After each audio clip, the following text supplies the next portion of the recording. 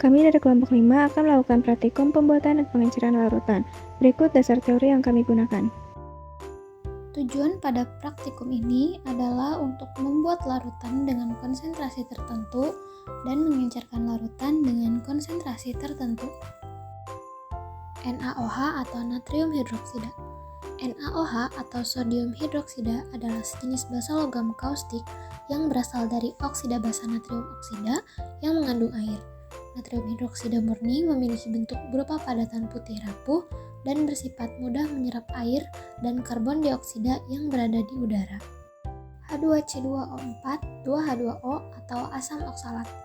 Asam oksalat atau biasa disebut etanedioik acid merupakan golongan asam dikarboksilat yang secara komersial asam oksalat ini dikenal dalam bentuk padatan dihidrat yang mempunyai rumus molekul C2H2O 4 2H2O.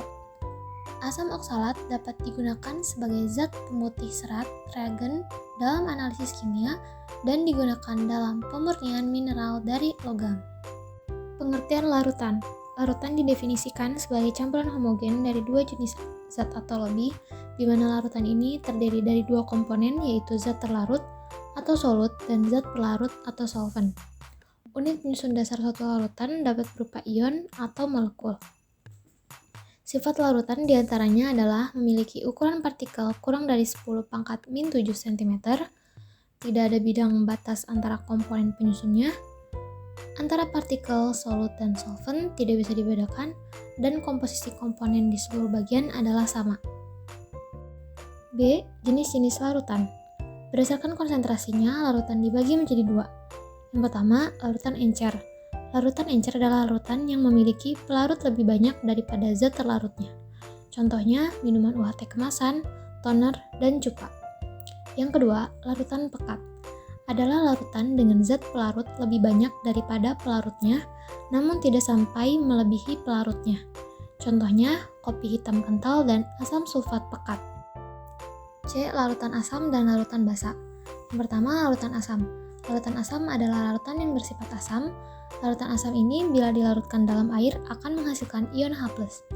Ciri-ciri larutan asam adalah memiliki derajatan keasaman atau pH kurang dari 7, membuat kertas lakmus biru menjadi merah dan bersifat korosif. Lalu yang kedua adalah larutan basa. Larutan basa adalah zat yang jika dilarutkan ke dalam air akan menghasilkan ion OH-. Basa memiliki sifat kaustik, yaitu dapat merusak kulit, terasa licin serta rasanya pahit, dan memiliki pH di atas 7. 3. Konsentrasi dan jenis-jenis konsentrasi. Kadar zat terlarut, solut, dalam larutan dinyatakan dengan konsentrasi. Konsentrasi larutan merupakan cara untuk menyatakan hubungan kuantitatif antara zat terlarut dan pelarut. Konsentrasi larutan dapat dinyatakan dalam persen konsentrasi, molaritas, normalitas, molalitas, fraksi mol, ppm, dan ppb. Jenis-jenis konsentrasi, yang pertama adalah persen konsentrasi. Persen konsentrasi terdiri dari persen berat, persen volume, dan persen berat per volume. Jenis konsentrasi yang kedua adalah molaritas atau M besar. Molaritas adalah banyaknya mol zat terlarut tiap liter larutan atau dirumuskan dengan M sama dengan gram per mr dikali 1000 per volume. Yang ketiga adalah normalitas. Normalitas adalah banyaknya gram zat yang terlarut dalam 1000 ml larutan. Yang keempat adalah molalitas. Molalitas adalah jumlah mol zat terlarut dalam 1000 gram pelarut. Yang kelima ada fraksi mol atau perbandingan antara jumlah mol suatu komponen dengan jumlah total seluruh komponen dalam satu larutan. Dan yang keenam ada ppm dan ppb, yaitu bila larutan sangat encer atau konsentrasinya sangat kecil, dapat digunakan konsentrasi part per million atau ppn, di mana bagian per sejuta atau 10⁻⁻⁶, dan parts per billion atau bagian per miliar, atau sama dengan 10⁻⁹. 4. Pengenceran larutan. Pengenceran larutan adalah proses penurunan konsentrasi larutan dengan penambahan zat pelarut seperti air ke dalam larutan yang pekat untuk menurunkan konsentrasi larutan dari yang semula pekat.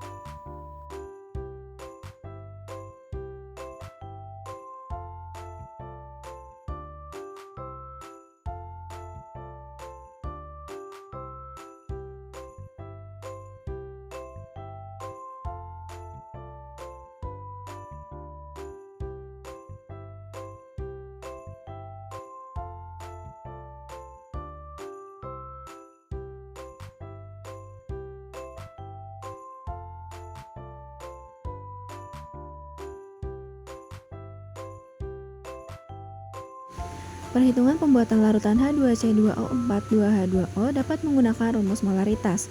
Di sini kita akan mencari gram yang akan kita gunakan. Dan molaritasnya sudah kita ketahui yaitu 1. Maka dapat dihitung dengan 1 sama dengan gram per mr dikali 1000 dibagi volume larutan. Lalu kita bisa mendapatkan hasil yaitu 12,6 gram H2C2O4 2H2O. Perhitungan pengenceran larutan H2C2O4 2H2O dapat dihitung menggunakan rumus molaritas. Dengan rumus gram per mr dikali 1000 dibagi volume larutan. Lalu akan didapat hasil 0,99 molaritas.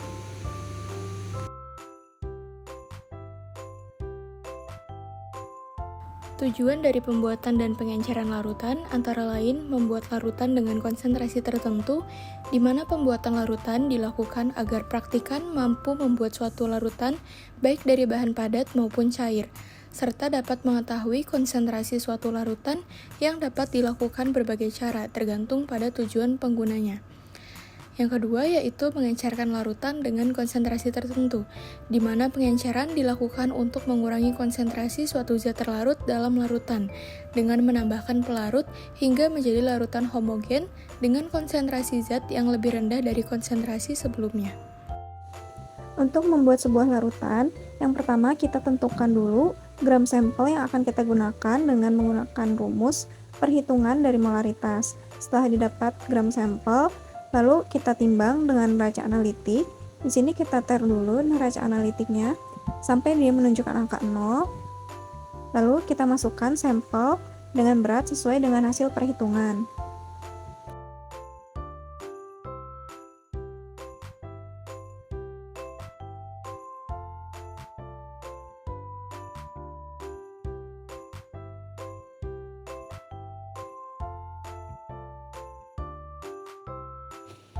Sesuai hasil perhitungan, kita membutuhkan berat sampel sebanyak 12,6 gram.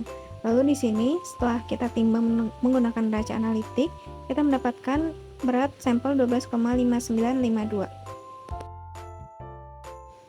Langkah selanjutnya yaitu larutkan sampel yang sudah kita timbang menggunakan Aquades.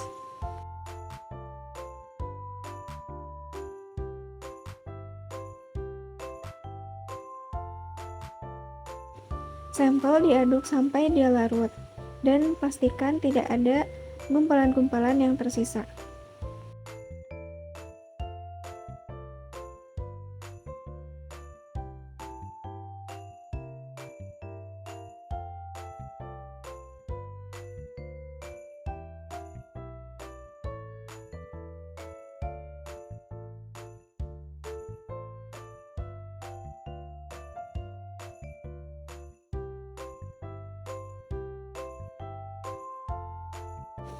Setelah itu, tambahkan Aquades ke dalam labu ukur 100 ml dengan bantuan corong. Aquades ditambahkan ke dalam labu ukur sebagai alas agar saat asam oksalat dimasukkan ke dalam labu ukur, itu tidak mengenai langsung ke labu ukur, tetapi sudah ada bantalan Aquades. Karena jika asam oksalat langsung mengenai labu ukur, maka labu ukur akan menjadi rusak atau pecah.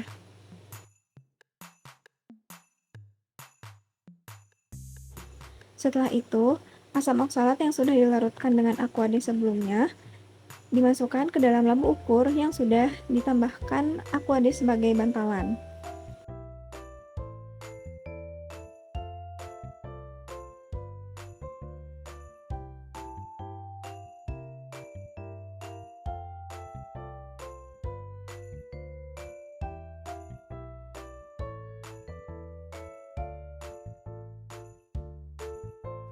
Tidak lupa sampel yang berada di gelas beker serta corong yang menempel di pinggir-pinggirnya itu dibersihkan menggunakan Aquades. Setelah itu, kita tambahkan Aquades menggunakan pipet tetes agar menjadi pas 100 ml.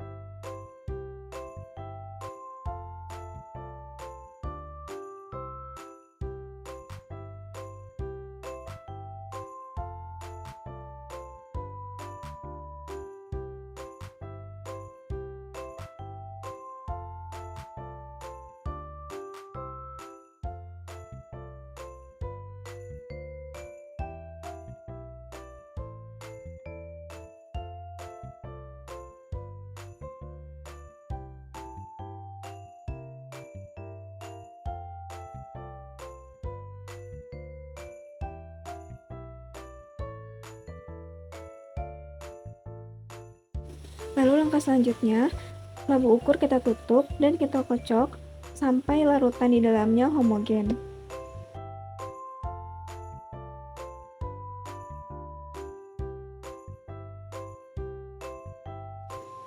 Setelah larutan homogen, kita masukkan ke dalam botol besar menggunakan bantuan corong.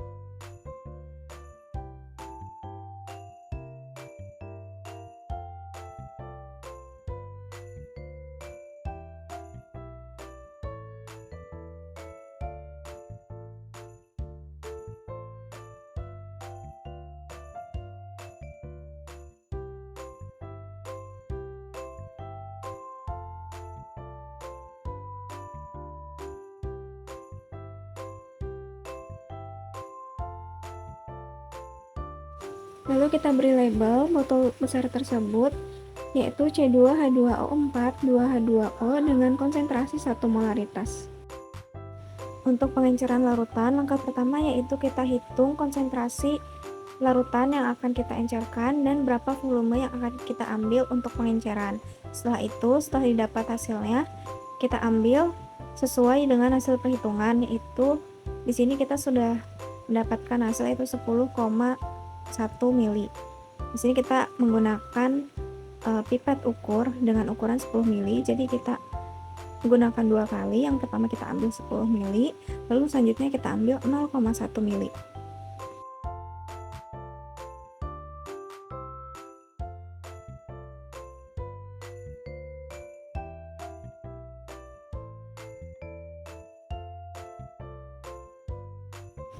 Selanjutnya kita tambahkan Aquades sebagai bantalan ke dalam labu ukur 100 ml dengan bantuan corong.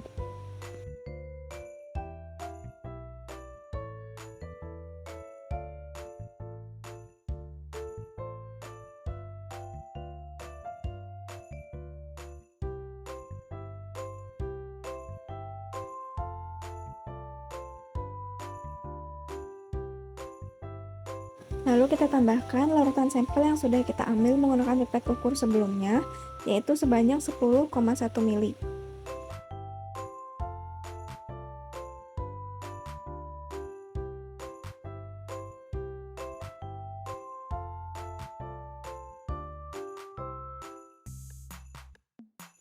Selanjutnya kita tambahkan Aquades dengan bantuan corong ke dalam labu ukur 100 mili.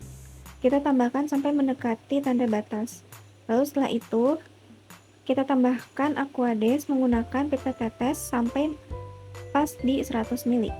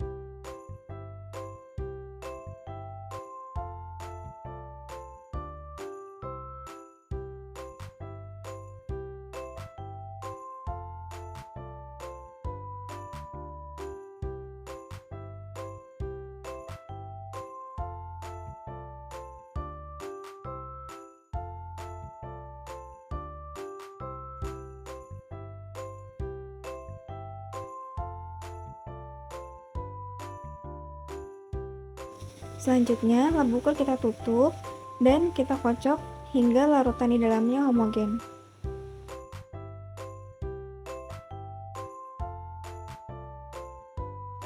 Selanjutnya, jika larutan sudah homogen, kita masukkan larutan tersebut ke dalam botol kecil dengan menggunakan bantuan corong.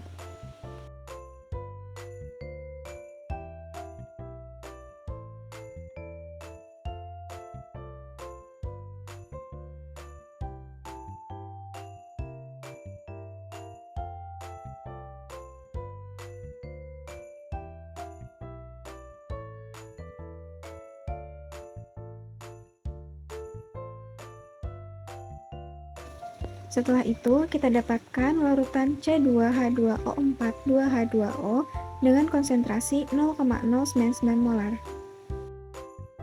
Faktor yang menyebabkan terjadinya penyimpangan pada penentuan konsentrasi dalam pembuatan suatu larutan seringkali terjadi karena penambahan aqueous hingga cekungan pada permukaan larutan bagian bawah sejajar dengan pembatas pada dinding leher labu takar tidak dilakukan dengan benar, di mana aqueous yang ditambahkan dapat melewati tanda batas atau kurang dari tanda batas, hingga percobaan harus dilakukan secara 2 kali. Kesimpulan yang dapat disimpulkan dari pembuatan dan pengenceran larutan pada praktikum ini yang pertama, terdapat beberapa cara dalam menyatakan konsentrasi, antara lain dengan mencari molaritas, molalitas, normalitas, fraksi mol, dan perbandingan massa serta perbandingan volume. Yang kedua, dalam pembuatan larutan dilakukan perhitungan dengan rumus molaritas sama dengan massa zat per mr dikali 1000 per volume larutan, sehingga mendapatkan hasil dengan berat 12,6 gram. Namun, hasil massa zat yang diperoleh setelah dilakukan penimbangan dengan raca analitik adalah sebesar 12,5952 gram yang kemudian dilarutkan sesuai proses pembuatan larutan, sehingga didapatkan hasil molaritas sebesar 0,99 molaritas. Yang ketiga, pengenceran larutan dilakukan dengan rumus volume 1 dikali molaritas 1 sama dengan volume 2 dikali molaritas 2 yang menggunakan hasil pembuatan larutan yang sudah dibuat yakni 0,99 molaritas sehingga diperoleh hasil akhir volume 1 sebanyak 10,1 ml.